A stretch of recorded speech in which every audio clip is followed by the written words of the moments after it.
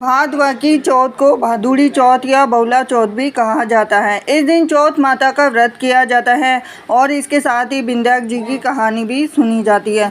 कुंवारी कन्याएं सुंदर सुशील अच्छे पति की प्राप्ति के लिए चौथ का व्रत करती हैं। इस व्रत को अपने सुहाग और पति की लंबी आयु के लिए करती हैं। तो आइए सुनते हैं हम भादुड़ी चौथ की कहानी। एक बुढ़िया माई के ग्वालिया बछिया नाम का बेटा था। बुढ़िया माई अपने बेटे के लिए 12 महीने की चारों चौथ करती थी। बेटा लकड़ी लेकर आता था और दोनों माँ बेटा उनको बेचकर गुजारा करते थे। बुढ़िया माई रोजाना लकड़ी में से 2 लकड़ी रख लेती और चौथ के दिन बेटे से छुपकर बेचकर सामान लाती थी। 5 पुआ बनाती थी। 1 पुआ गणेश जी महाराज को, 1 चौथ माता को चढ़ाती, 1 ब्राह्मण को और 1 अपने बेटे को खिलाती थी और 1 पुआ खुद खाती थी। एक चौथ के दिन बेटा अपने पड़ोसन के घर गया। वह पुआ बना रही थी। जब उसने पूछा कि आज क्या है जो पुए बना रही है, तब वह बोली कि मैंने तो आज ही बनाए हैं। तेरी माँ तो चारों चौथ को पुए बनाती हैं। उसने जाकर माँ से पूछा, माँ तू रोज़ पुए बनाती है, मैं इतने मेहनत से कमाता हूँ। तो बुढ़िया माई बोली, मैं तो चौथ माता का व्रत करती हूँ। वह बोला कि तू मुझे रख ले या तो चौथ माता को रख ले। तो बुढ़िया माई बोली कि मैं तो तेरे लिए ही चौथ माता का व्रत करती हूँ, इसलिए मैं तुझे छोड़ सकती हूँ पर चौथ माता को नहीं। जब बेटा घर से जाने लगा तो बुढ़िया माई बोली कि तू जा रहा है तो मेरे हाथ में से यह आँखें लेकर जा, जहाँ संकट आए वहाँ पर ही पूर देना। तो बेटे ने सोचा बात झूठी है पर ले चलने में क्या बुराई है। बस चलने लगा और वह थोड़ी दूर पहुंचा ही था कि उसने देखा कि खून की नदी बह रही है। कहीं से भी रास्ता नहीं मिल रहा। तो आँखा पूर कर बोला कि हे चौथ माता, अगर तू सच्ची है तो रास्ता हो जाए। ऐसा कहते ही झट से रास्ता मिल गया। आगे गया तो घनघोर अंधेरा उजाड़ फैला हुआ था। उसने मन में सोचा कि मुझे शेर बघेर खा जाएंगे, इसीलिए वह आँखा पूर का बोला, चौथ माता मुझे रास्ता मिल जाए। तब जल्दी से रास्ता मिल गया। वह आगे चला गया। जाते जाते एक राजा की नगरी में पहुंचा। वहाँ का राजा रोजाना एक आदमी की बलि देता था। वह एक बुढ़िया माई के पास गया और वह बुढ़िया माई रोती जा रही थी, पुए बनाती जा रही थी। तो लड़के ने बुढ़िया माई से पूछा कि बुढ़िया माई क्यों रो रही हो। तो बुढ़िया माई ने जवाब दिया कि मेरे एक ही बेटा जिसकी कल राजा बलि देने वाला है, मैं उसी के लिए पुए बना रही हूँ। वह बोली, बुढ़िया माई अपने बेटे की जगह मुझे पुए खिला दे, मैं उसकी जगह बलि चढ़ने चला जाऊंगा। तो बुढ़िया माई ने कहा कि मैं दूसरे के पुत्र को कैसे भेज सकती हूँ, लेकिन वह नहीं माना। तो बुढ़िया माई ने उसको पुए खिला दिए। अगले दिन जब राजा का संदेश आया तो बुढ़िया माई ने सोचा कि मैं कैसे दूसरे के बेटे को बलि चढ़ने के लिए भेज सकती हूँ, मैं ऐसा नहीं कर सकती। लेकिन बाहर की आवाज़ सुनकर वह जाग गया और राजा के आदमियों के साथ चला गया। वहाँ मटके पकाने का आव बना हुआ था, जो एक मनुष्य का भोग लगने के बाद ही उसमें आव पकते थे। उन पर से मिलकर उनको आव में चुन लिया। अब आँखा पूर का आव में बैठ गया। एक दिन में ही आव पक गया और मिट्टी के घड़े सोने चांदी के बन गए। वहाँ एक जमादारनी झाड़ू लगा रही थी। तब झाड़ू से एक कंकड़ उछलकर उस बर्तनों से जा टकरा और जमादारनी ने राजा को जाकर बताया कि उसका आव तो पक गया है। तब राजा ने सोचा कि आव तो 8 दिन में पकता, आज 1 दिन में ही कैसे पक गया।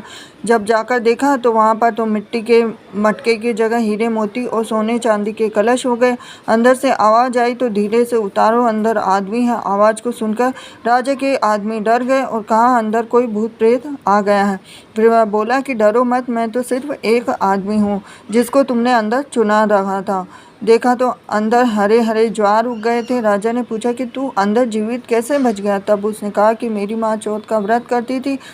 जब मैं घर से निकला तो मेरी माँ ने मुझे आंखें दिए थे, मैं उन्हें पूर का बैठा था, चौथ माता के कारण बच गया।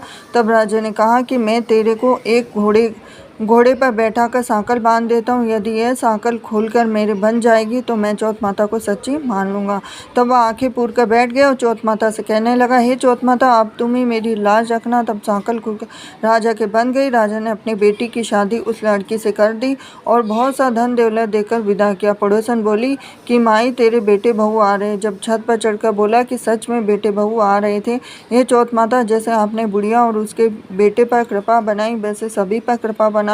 भादवा की चौथ माता की कहानी कहने वालों को, कहानी सुनने वालों को, हुकारा भरने वालों को और पूरे परिवार को अपनी कृपा बनाए रखना। यह थी चौथ माता की कहानी। हम आशा करते हैं कि आपको चौथ माता की कहानी पसंद आई होगी। तो वीडियो को लाइक करें, चैनल सब्सक्राइब करें, बेल आइकन प्रेस करें। हरे कृष्णा। इसी के साथ ही हम आगे विंध्या जी की कहानी भी साथ के साथ सुनेंगे।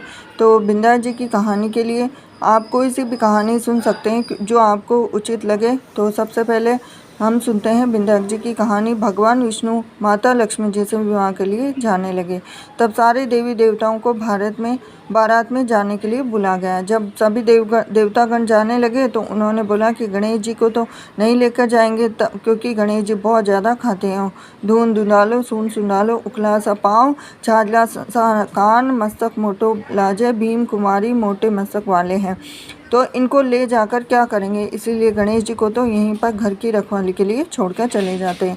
ऐसा कहकर गणेश जी को छोड़कर सभी बारात में चले गए। अब वहाँ नारद जी आकर गणेश जी को कहने लगे कि हे विंध्याचल जी, आपका तो बहुत अपमान हुआ है, तो आपके जाने से बारात बुरी लगती, इस कारण उन्होंने आपको यहीं छोड़ दिया।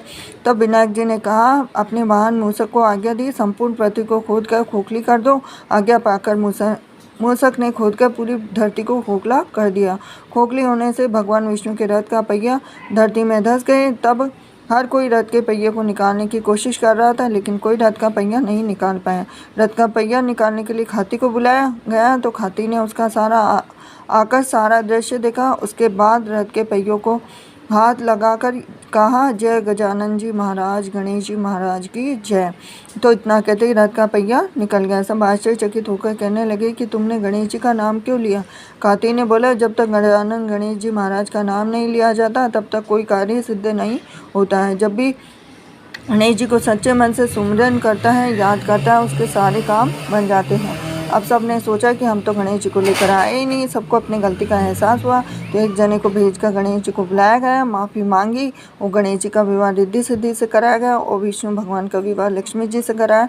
उसके बाद सभी देवताओं में प्रसन्नता और हर्षोल्लास छा गए हैं। विंध्याचल जी महाराज जैसा भगवान का कार्य सिद्ध किया, ऐसा सब करना विंध्याचल जी की कहानी कहने वाले को, विंध्याचल जी की कहानी सुनने वालों को, हुकारा भरने वालों को सभी कार्य का सिद्ध करना।